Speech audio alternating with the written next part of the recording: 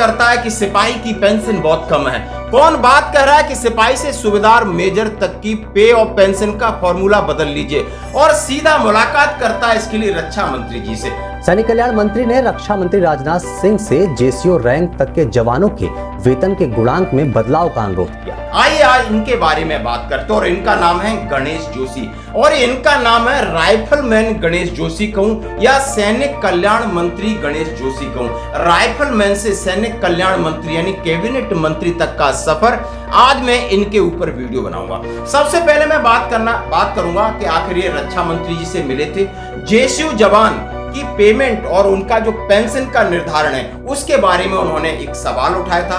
उन्होंने OROP 1 से लगाकर OROP 3 की पूरी स्टडी की। उन्होंने कहा है कि रनिंग पेंशन का ज्यादा फायदा जवानों को होना चाहिए था और जेसीओ को होना चाहिए था, लेकिन वो फायदा मुझे OROP 1 से 3 तक नहीं दिख रहा है, क्योंकि उनके साथ ऐसे प्रमाण प्रस्तुत किए गए। और इन्हीं विसंगतियों को लेकर के रक्षा मंत्री राजनाथ सिंह से दिल्ली में मुलाकात की थी और उन्होंने आश्वासन दिलाया था कि आगे इस बात का ख्याल रखा जाएगा। आखिर वो ख्याल रखेंगे या न रखेंगे, हमारी बातें इन्होंने कही, लेकिन सबसे बड़ी अद्भुत और भावना वाली बात ये थी कि उन्होंने उस बैरिक में गए जहां पर उनकी चारपाई हुआ करती थी, उस लंगर में गए जहां पर वो खाना खाते थे। यानी जब राइफलमैन थे, अब गढ़वाल राइफल सेंटर में उनका 2 दिन का जो विजिट हुआ और जहां पर एक राइफलमैन, एक सिपाही और आज अधिकारी सैल्यूट मार रहे हैं और उनकी आगवानी में खड़े हैं। यह है वक्त की बात दोस्तों। और ये राइफलमैन गणेश जोशी यानी सैनिक कल्याण मंत्री बनकर के गढ़वाल राइफल सेंटर का दौरा करते हैं। सबसे पहले डेल्टा कंपनी में जाते हैं जहां पर 1976 में भर्ती होने के बाद यहां पर ट्रेनिंग की। उस बैरिक में जाते हैं और वहां पर जाने के बाद शाम को जवानों के साथ उस कुक हाउस में खाना खाते हैं। उन्होंने कहा सबसे बड़ा अचीवमेंट मेरे जीवन का यही है, सबसे बड़ा भावुक क्षण मेरा यही है। इसी ने हमें सिखाया कि सोल्जर होता कैसे है, और यहीं से और यही जो ताकत है कि आज मैं कैबिनेट मिनिस्टर बन पाया हूं। साथ में आपके मैं वीडियो दिखा रहा हूं दोस्तों कि किस तरीके से उन्होंने विजिट किया।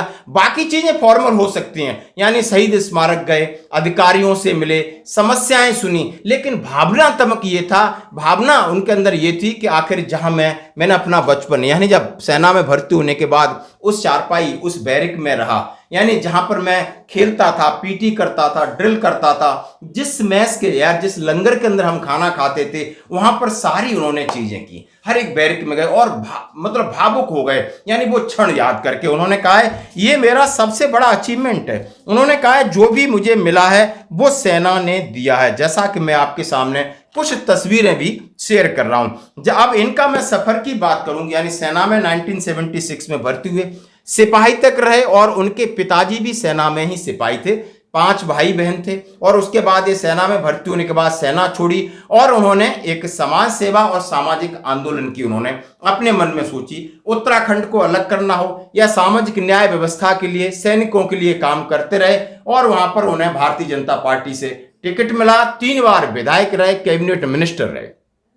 आज हमारे आपके सामने जीता जागता एक उदाहरण है, आप देख सकते हो। उन्होंने जो परिश्रम किया, यानी पिथौरागढ़ के रहने वाले, 1958 में मेरठ में जन्म होता है क्योंकि उनके पिताजी सेना में थे। और उसके बाद उनका संघर्ष और उनका अचीवमेंट मैं कहूंगा, और जैसा कि अचीवमेंट कितना भी हुआ, लेकिन उन्होंने यही कहा कि सबसे ज्यादा मेरे जो दिल में है, जो मेरी गहराइयों में, वो है सेना। यानी सेना की तरकीब, सेना की तरतीब, सेना का अनुशासन, और इसी की बदौलत आज मैं यहां तक पहुंचा हूं।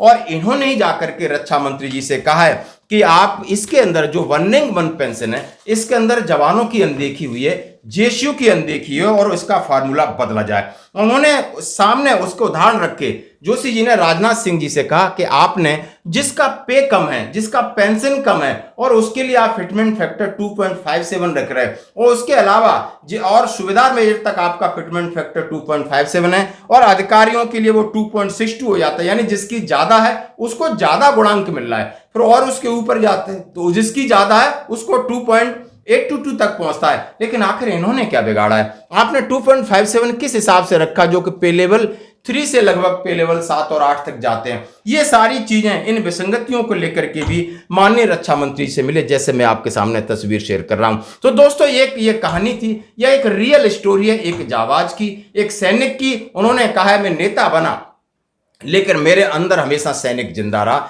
मेरे मन में हमेशा सैनिक जिंदा रहा। इसलिए मुझे सैनिक कल्याण मंत्री होने पर गर्व है कि मैं अपने सैनिकों की सेवा कर पा रहा हूं। और देश में उन्होंने कहा है कि यानी जो आपका त्याग और बलिदान है ये कभी व्यर्थ नहीं जाएगा, क्योंकि ये ऐसा, उन्होंने कहा ये ऐसी तपस्या है जो आपको कहीं ना कहीं आपके मन में जरूर संतोष रहेगा कि मैं एक सैनिक हूं। बहुत अच्छा वीडियो आप जरूर देखें। धन्यवाद।